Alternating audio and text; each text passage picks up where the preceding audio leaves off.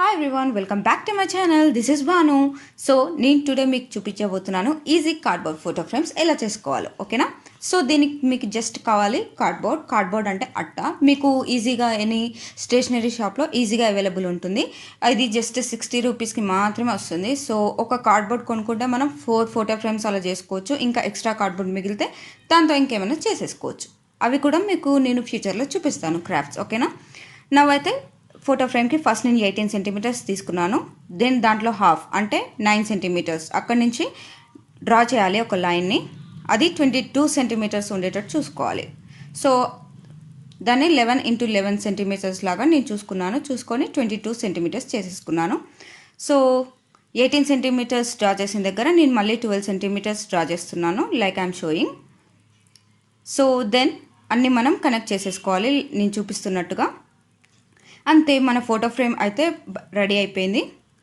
So మనం దీన్ని ఈ షేప్ని కట్ చేసేసుకోవాలి. సో నేను యూస్ చేస్తున్నాను carving knife.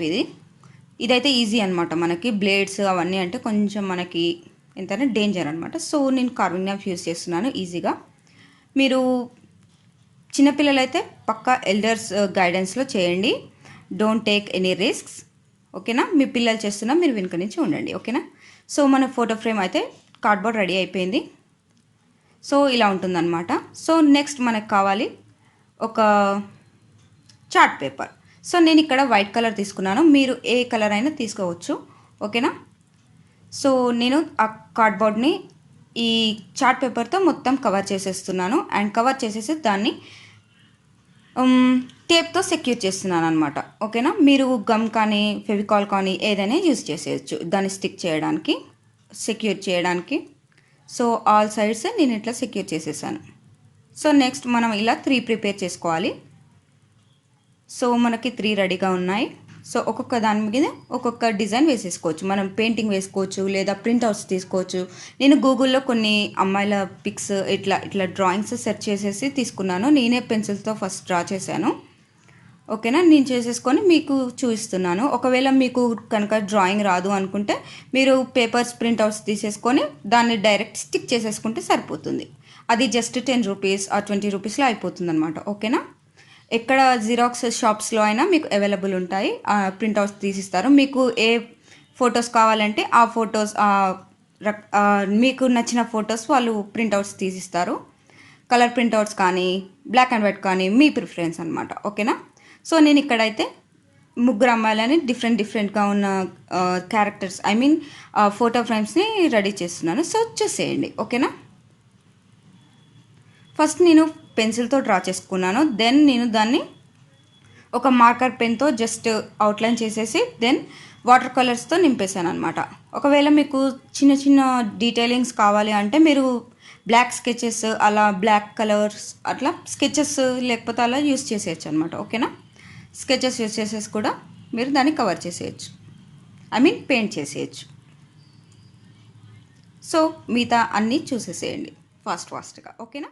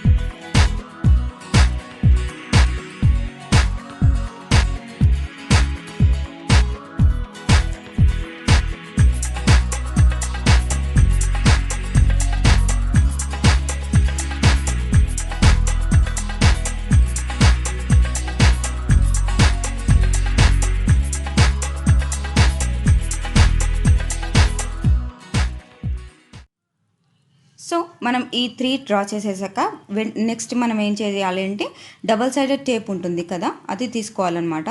Double sided tape మనకి ఏ స్టేషనరీ షాప్లో అయినా ఈజీగా అవైలబుల్ ఉంటుంది అగైన్. సో మనం డబల్ సైడ్ టేప్ తీసుకొని వెనక స్టిక్ చేసేసేయాలి. Back side of this photo frame మీరు ఆ 4 సైడ్స్ స్టిక్ చేసేసేయండి. దెన్ మీరు ఏ వాల్కి అయినా స్టిక్ చేయాలి అనుకుంటే ఆ వాల్కి స్టిక్ చేసుకోవచ్చు, లేదా క్లాత్కి మీ బ్యాక్గ్రౌండ్కి అలా స్టిక్ చేసేసుకోవచ్చు.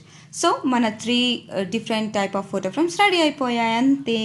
ఇట్స్ సో సింపుల్ అండి. మీకు కొంచెం క్రియేటివ్గా ఆలోచించాలంటే ఇలా చేయొచ్చు అనమాట. ఓకేనా? Thank you so much for watching guys. Hope you like this video and hope it is helpful. మీ ఒపీనియన్స్ని నాతో కామెంట్ సెక్షన్లో షేర్ చేసుకోండి. ఓకేనా?